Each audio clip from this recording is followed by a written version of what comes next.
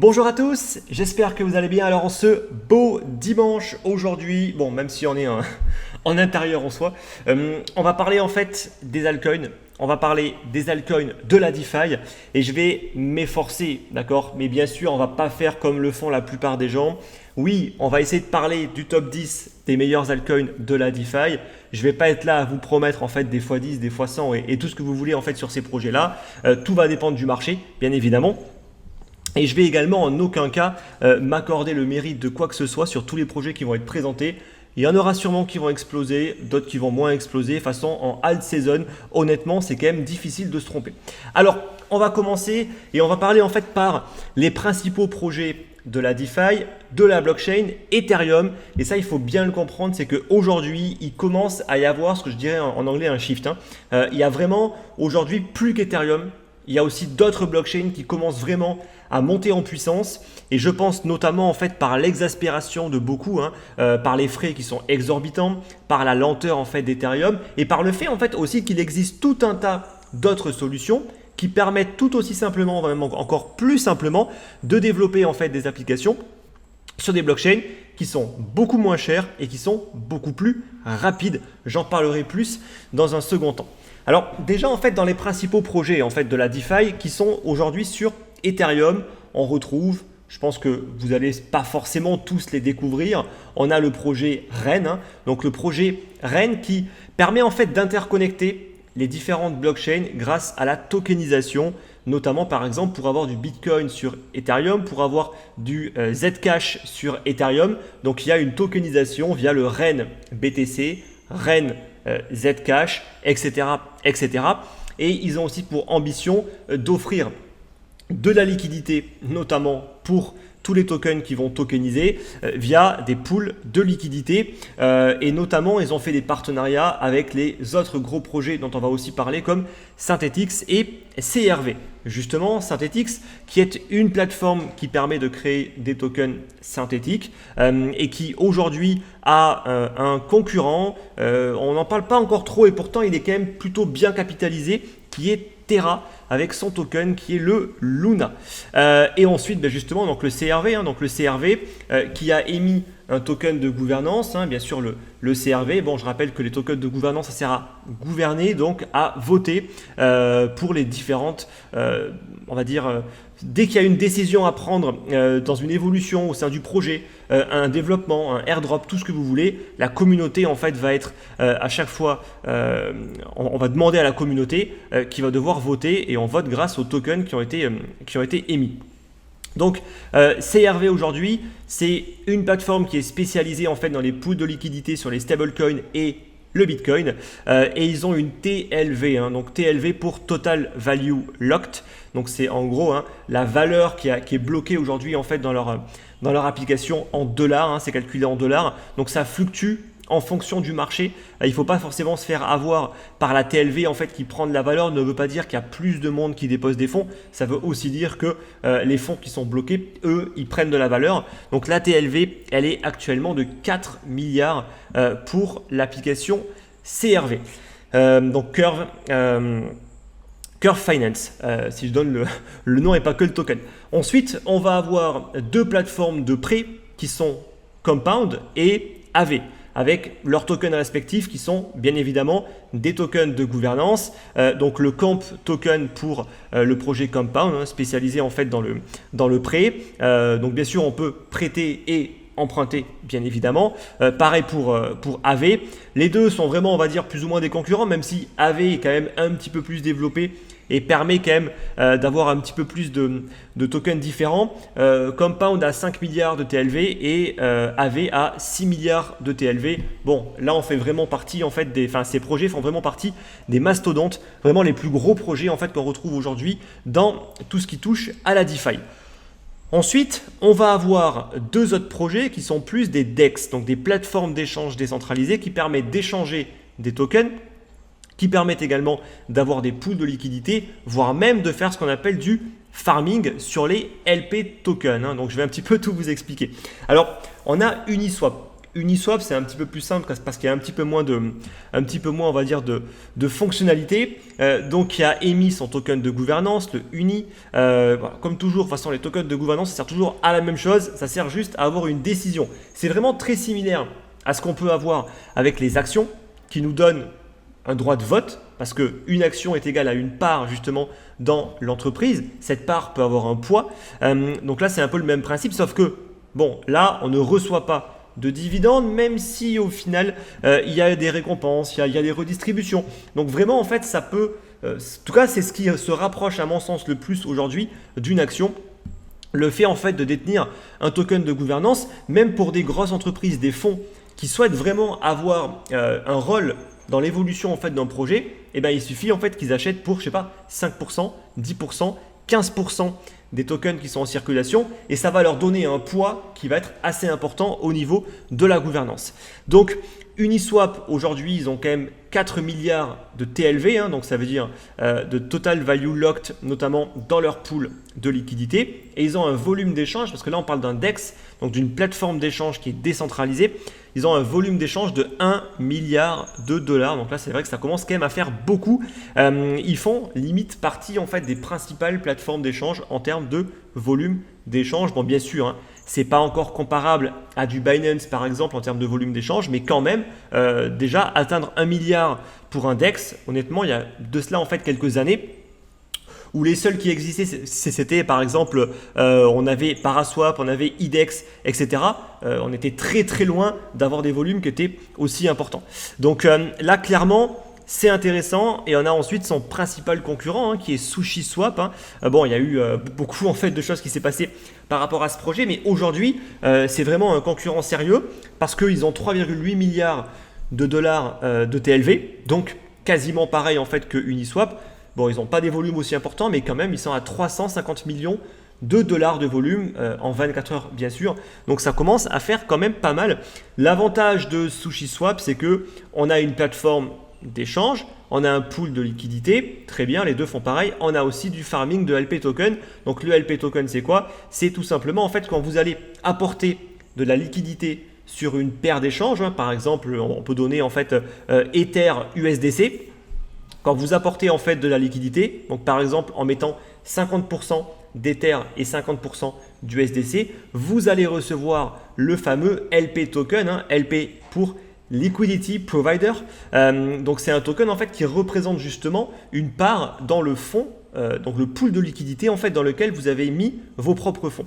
Et en fait ce token là, qui déjà en fait vous permet de pouvoir après récupérer les tokens qui ont été mis en fait dans le pool de liquidité et qui vous permettent également de récupérer notamment les frais qui vont être payés par toutes les personnes qui vont utiliser la plateforme d'échange, et bien ces LP tokens là peuvent être farmés directement. Alors là il y a tout un tas en fait d'applications qui permettent de le faire.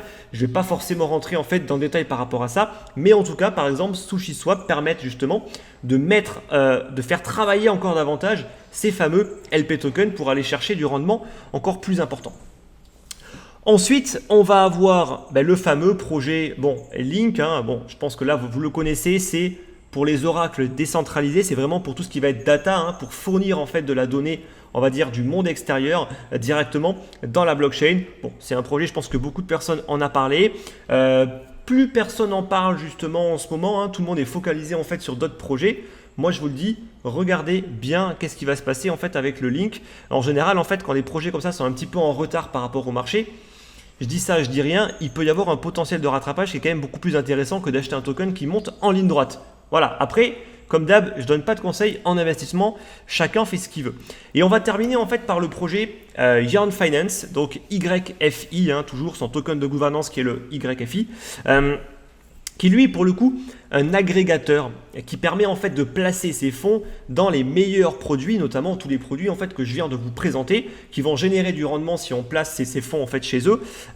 Et donc là, en fait, pour le coup, eux, ils ont créé ce qu'on appelle des vaults, donc des coffres forts, dans lesquels on va y mettre, par exemple, du DAI, de l'USDC, de l'USDT, du TUSD. Et en fait, ils vont s'efforcer de le prêter en fait dans les applications qui génèrent le maximum de rendement, et ça permet en fait par exemple sur du simple stablecoin d'aller chercher du 20 à 30% de rendement, ce qui est quand même pas dégueulasse. Voilà, donc là on est vraiment sur tous les principaux projets de la DeFi qui ont été développés en fait sur Ethereum. Maintenant, il faut quand même comprendre une chose, c'est qu'il faut évoluer. Effectivement, il y a de cela à peine 1 an ou 2, les seuls projets qui honnêtement étaient à peu près visibles et qui étaient à peu près utilisés, ils étaient sur Ethereum. Mais ça, c'est clairement en train de changer en fait depuis quelques mois. On commence à voir pas mal de nouvelles blockchains qui commencent à attirer, notamment la blockchain de Binance, la Binance Smart Chain, sur laquelle il y a une croissance délirante. J'ai vraiment l'impression en fait de retrouver ce qui s'est passé à la mi-année 2020 sur la première en fait bulle de la DeFi, principalement sur Ethereum. J'ai vraiment l'impression de retrouver un petit peu la même chose sur la BSC, donc la Binance Smart Chain. Il y a énormément de projets avec des croissances très très fortes. Justement, en fait, on travaille pas mal en fait dessus au sein de Club Invest. Donc, je rappelle, Club Invest, c'est mon groupe d'investisseurs. Il y a une partie formation, il y a des signaux, il y a un groupe privé, il y a plein de choses. Si ça vous intéresse, le lien est dans la description. Donc vraiment, on s'attelle en fait sur ces projets-là en fait depuis maintenant un bon petit moment. Il y a beaucoup de rendement à aller chercher, pas mal de belles plus-values. Bien sûr, attention à bien comprendre quand même ce qui se passe, à ne pas être totalement perdu en fait d'un point de vue technologique. Vous devez comprendre comment ça se fonctionne et vous devez comprendre ce que vous achetez comme toujours. Sinon, vous pouvez acheter tout et n'importe quoi et vous pouvez perdre beaucoup d'argent. Alors, par rapport à la BSC, on retrouve les deux principales aujourd'hui applications. On va avoir Venus qui est un petit peu un équivalent de Compound ou AV qui permet en fait de pouvoir emprunter et prêter. Et on a également le projet Pancake. Bon, vous aurez compris, on est sur un délire au niveau des noms, tout comme Uniswap, tout comme SushiSwap. Et là, pour le coup, Pancake, c'est un équivalent de SushiSwap ou Uniswap qui a émis en fait son token de gouvernance qui est justement le Cake. Concrètement, le Pancake aujourd'hui, c'est une TLV de 1,6 milliard et un volume de 400 millions de dollars. Donc, on est clairement en fait sur des projets qui font partie en fait des meilleurs projets qui sont aujourd'hui développés sur Ethereum. Donc, ça montre quand même qu'il y a vraiment un shift, que ces applications-là en fait sont aujourd'hui utilisées et sont de plus en plus utilisées et connaissent une croissance qui est extrêmement importante. La seule grosse différence en fait, c'est que ce n'est plus en fait l'Ether qui est la monnaie en fait aujourd'hui qui permet en fait de payer dans la blockchain, c'est le BNB directement parce que là on est sur la Binance Smart Chain. Bon, j'espère que le bruit vous dérange pas, c'est le nouvel an chinois, donc forcément il y a pas mal de bruit et pas mal de pétards. Bref, je ferme la parenthèse. Donc voilà par rapport à ça, c'est important de ne pas rester que focalisé en fait sur Ethereum. Il se passe vraiment beaucoup de choses sur la Binance Smart Chain et notamment avec leur application que je trouve géniale, le Trust Wallet. C'est l'application mobile qui permet en fait de se connecter. C'est un petit peu le MetaMask pour le coup. Alors MetaMask fonctionne également sur la Binance Smart Chain, mais honnêtement, moi je me sers aujourd'hui en fait de Trust Wallet avec le Wallet Connect et honnêtement en fait on scanne un QR code et boum on se connecte et je trouve qu'en termes de sécurité c'est encore plus intéressant parce que tout n'est pas sur l'ordinateur. Le portefeuille reste sur le téléphone mobile et vous pouvez interagir directement avec les applications qui sont sur votre navigateur de votre ordinateur. Donc ça pour le coup c'est quand même vraiment je trouve très très intéressant. Également dans les autres blockchains à surveiller, il y a Solana, il y a Avalanche, il y a bien évidemment la Binance Smart Chain et il y a aussi Cardano à venir. Cardano, pour le coup en fait Cardano c'est vraiment un projet en fait sur lequel je suis bullish depuis maintenant, j'ai envie de dire, quasiment les premiers jours en fait de ma chaîne. Donc ça fait très longtemps en fait que ce projet pour moi est un très très gros projet. Aujourd'hui, le token justement le prouve. En tout cas, il le prouve beaucoup plus par rapport à d'autres projets de la même époque, j'ai envie de dire. Si on prend EOS, Neo, tout ce que vous voulez en fait, toutes les blockchains de l'époque. Aujourd'hui, en fait, les seuls qui ont réussi, on va dire, à continuer à attirer les gens, à attirer les capitaux et avoir une valeur qui ne s'est pas fait démonter en fait dans le temps, et le projet Cardano clairement en fait partie. Et c'est pas pour rien aujourd'hui en fait qu'il fait partie, si je dis pas de bêtises, carrément du top 5 si j'enlève les stablecoins. Donc clairement, tout ce qui va se développer sur ces blockchains là, c'est extrêmement important de quand même tout surveiller. Le problème, c'est que tout va très très vite. Il y a énormément de projets qui arrivent. On peut pas investir sur tout. Ça, il faut aussi le prendre en compte. Ceux qui veulent investir partout, vous allez juste en fait faire n'importe quoi. Vous allez certes mettre des billes un petit peu partout. Certes, tout va monter durant la phase haussière. Par contre, quand ça va se retourner, ça va être un foutoir. Vous allez oublier en fait où est-ce que vous avez placé vos billes. Vous serez incapable de correctement vendre tout ça au bon moment. Donc au final, vous aurez un portefeuille qui sera ingérable. Donc vouloir investir sur tout, à mon sens, c'est juste l'une des plus grosses erreurs qu'on peut faire aujourd'hui. Alors qu'il suffit en fait de se concentrer juste sur quelques projets qui vont profiter en fait, si vous les avez bien choisis, de la vague de hausse, et ça va être largement suffisant pour correctement avoir des belles performances et après être capable de bien piloter en fait son portefeuille. Ça pour le coup c'est très important. C'est justement en fait ce que je vous avais dit, notamment lors de ma dernière lettre d'investissement. Donc justement la prochaine, je vous rappelle qu'elle sera envoyée non pas lundi, mais lundi prochain. Donc si vous voulez la recevoir, mais comme toujours, il faut s'inscrire dans la description. Donc voilà un petit peu pour tout ça. Maintenant, on va parler des indices, et notamment des indices DeFi. Alors, je vous rappelle, un indice, c'est un panier. C'est un panier en fait de crypto-monnaies. On va prendre en fait tout simplement les principaux projets de la DeFi, et au lieu d'acheter tous ces projets un par un, on va juste acheter l'indice. Alors, je vais aujourd'hui en fait vous parler de deux plateformes qui permettent d'acheter des indices. On va avoir la plateforme FTX et la plateforme TokenSet. Alors, FTX, c'est une plateforme principalement de produits dérivés, même si aujourd'hui, il propose également le marché spot, mais c'est une plateforme d'échange qui est quand même beaucoup plus à destination des traders, et qui a quand même été parmi les premières à développer tout un tas en fait d'indices avec lesquels on peut justement s'exposer à un panier de crypto-monnaies. Et là, en l'occurrence, on va parler en fait de l'indice DeFi. Donc l'indice DeFi, là, je vous mets en fait sa composition. Alors, le seul petit bémol avec FTX, c'est qu'ils ne mettent pas systématiquement à jour, j'ai l'impression, les crypto-monnaies en fait qui sont dans leur indice, et notamment au niveau de leur poids, donc de leur pondération en fait dans l'indice.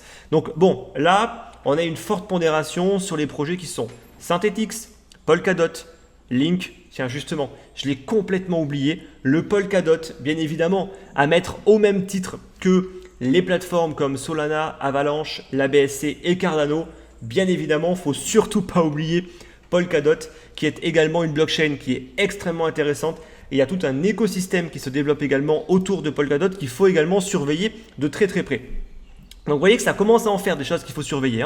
Donc Polkadot, Link, Yarn Finance, Uniswap et Aave. Bon, c'est pas forcément étonnant, c'est aussi des projets que j'ai pu vous présenter. C'est normal qu'ils soient fortement pondérés.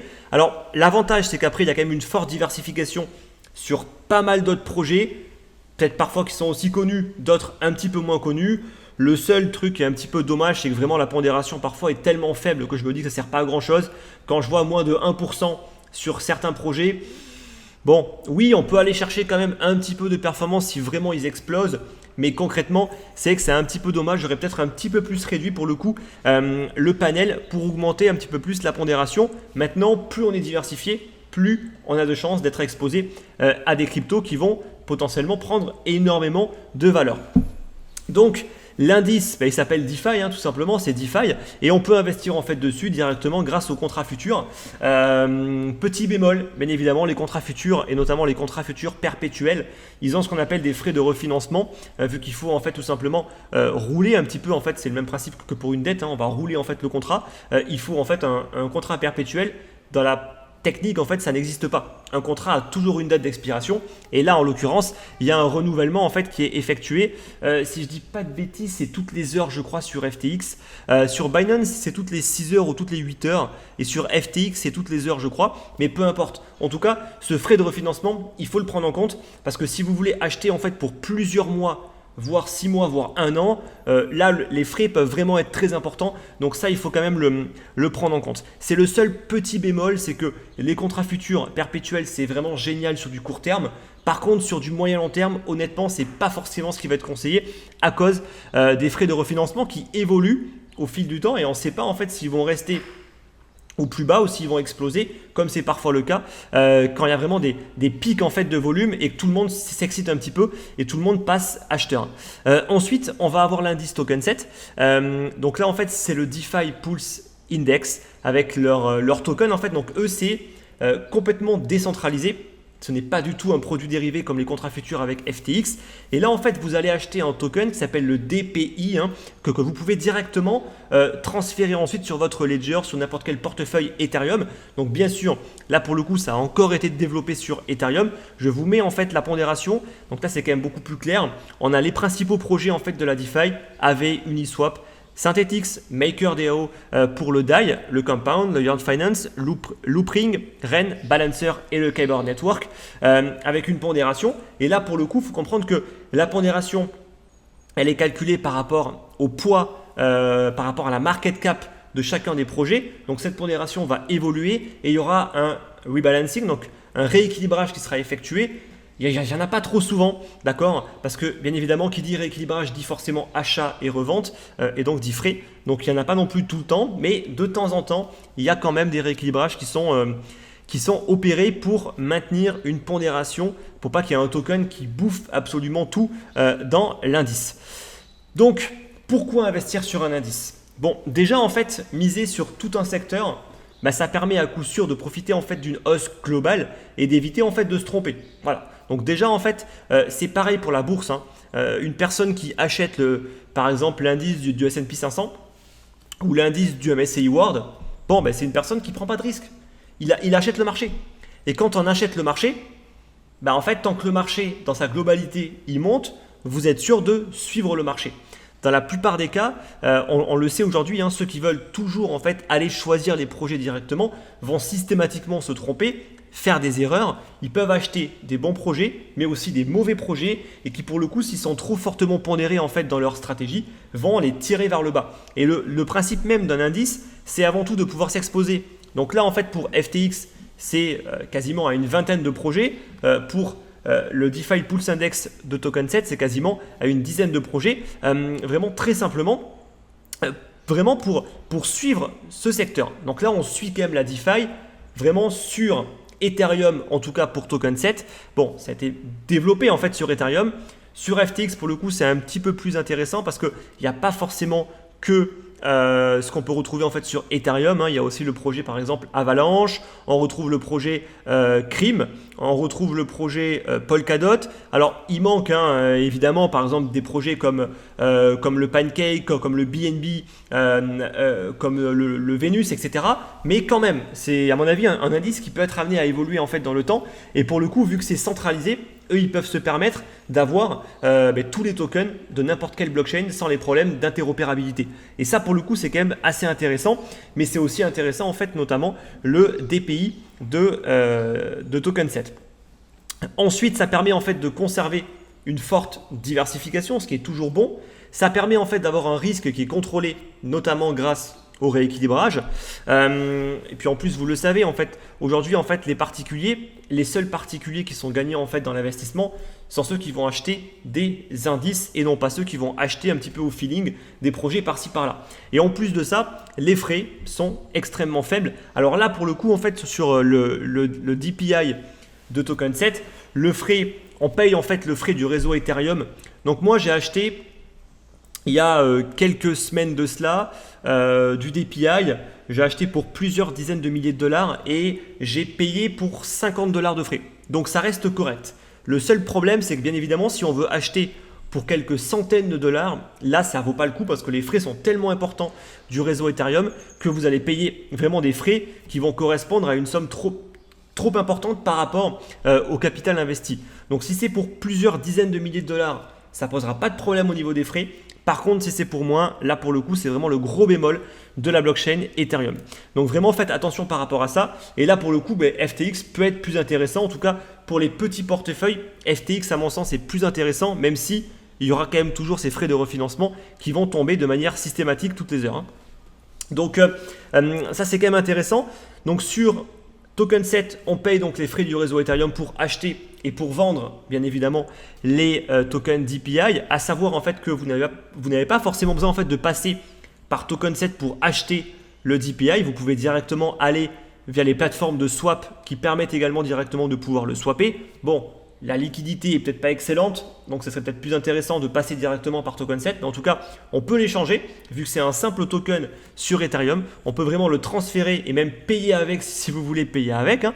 Donc ça c'est vraiment super intéressant. Et il y a ensuite un frais annuel de 0,95%. Donc c'est vraiment pas grand-chose. Je pense vraiment qu'en termes de frais, pour plusieurs dizaines de milliers de dollars pour du long terme, c'est le meilleur compromis. En tout cas, c'est beaucoup plus intéressant que de passer par un contrat perpétuel qui, lui, pour le coup, va vous facturer tout le temps les frais de refinancement. Voilà un petit peu par rapport à la DeFi, par rapport aux différents indices. Alors, il existe aussi une autre plateforme qui s'appelle powerindex.io.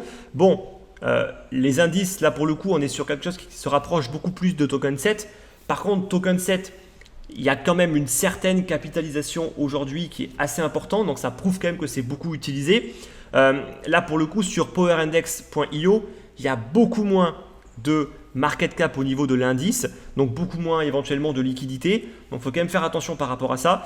Mais voilà, ça peut être intéressant, voir un petit peu comment est-ce qu'ils vont se développer également. Alors moi, je ne m'en sers pas à titre personnel. Par contre, je trouve que c'est assez intéressant également. Mais le seul problème, c'est qu'on est bloqué sur Ethereum et on ne peut pas aller s'exposer sur du Avalanche, sur tous les projets qu'on va avoir sur Avalanche, comme par exemple le DEX Pangolin ou plein d'autres projets. C'est pareil pour la BSC, avec tous les projets comme Venus, PancakeSwap, et même après, moi je m'y perds tellement il y a de projets. Je me rappelle même plus à chaque fois quel projet il y a à quelle blockchain. Bref, donc c'est pour ça que je préfère pas dire de bêtises. Donc je vais pas forcément dire d'autres projets. Mais voilà, c'est le seul petit bémol, c'est qu'on reste uniquement sur Ethereum. Et pour le coup, il y a vraiment des grosses opportunités aujourd'hui sur pas mal d'autres blockchains. Donc c'est aussi pour ça qu'il faut vraiment rester à la page. C'est aussi pour ça qu'il faut être dans un groupe qui est de qualité, dans lequel on va avoir vraiment des très très belles informations qui vont être partagées. Ça peut être des ICO, des IEO, ça peut être des nouveaux projets, des blockchains qui sont concurrentes à Ethereum. Bref, ça peut être plein de choses. Donc si tout ça vous intéresse, voilà, c'est Club Invest, ça se passe là-dedans. Bon, déjà, hein, là, vous avez vraiment beaucoup en fait d'informations. Après, propre à chacun, d'aller creuser. On dit en anglais, c'est do your own diligence, faites vos propres recherches. Ça, c'est aussi vraiment très important. Et surtout, dans la DeFi, comprenez ce que vous achetez. De nouveau, en fait, c'est comme pour les débutants qui vont acheter en fait du Bitcoin, qui ne comprennent rien au Bitcoin. Comprenez ce que vous achetez, sinon vous risquez en fait vraiment d'acheter tout et n'importe quoi et de perdre beaucoup d'argent en fin de compte. Là, on va dire que l'une des choses les plus complexes actuellement, c'est de garder en fait les pieds sur terre. Oui, bien sûr, on est en cycle haussier, les altcoins, elles explosent, votre portefeuille, il explose, etc. Mais gardez les pieds sur terre, parce que si vous êtes pris par l'euphorie, hein, comme je peux le voir vraiment sur les réseaux sociaux, il suffit en fait de regarder toutes les nouvelles chaînes YouTube qui apparaissent, même toutes les anciennes chaînes YouTube, avec des personnes qui sont euphoriques, on le sent, ils sont euphoriques en fait quand ils sont en train de parler. On sent qu'ils n'ont aucune expérience, aucun recul en fait par rapport à comment est-ce qu'on gère un bull market. En fait, on gère un bull market en ayant les pieds sur terre, en n'étant pas plutôt euphorique et en étant justement lucide dans ses décisions. Faut arrêter en fait de vouloir acheter tout et n'importe quoi parce que tout est en train d'exploser. Vous aurez un retour de bâton à un moment qui risque de vous faire mal. Si la plupart des gens n'ont rien profité en fait de 2016-2017, c'est pas pour rien. Il va se passer de nouveau exactement la même chose en 2020-2021. Donc honnêtement, gardez les pieds sur terre. Ça c'est vraiment très important. Allez, je vous dis en tout cas bon dimanche, on se retrouve la semaine prochaine. La semaine prochaine, ce sera la vidéo qui est assez attendue. Je ferai de nouveau le bilan sur les différents bots de trading et je vais notamment parler des bots de trading donc de Napbot, de l'entreprise Napoléon X, et je vais également parler des bots de trading que je teste depuis maintenant quelques temps, du trading du coin avec son club privé. On se retrouve la semaine prochaine pour cette vidéo. Allez, bonne semaine à tous et à très très vite.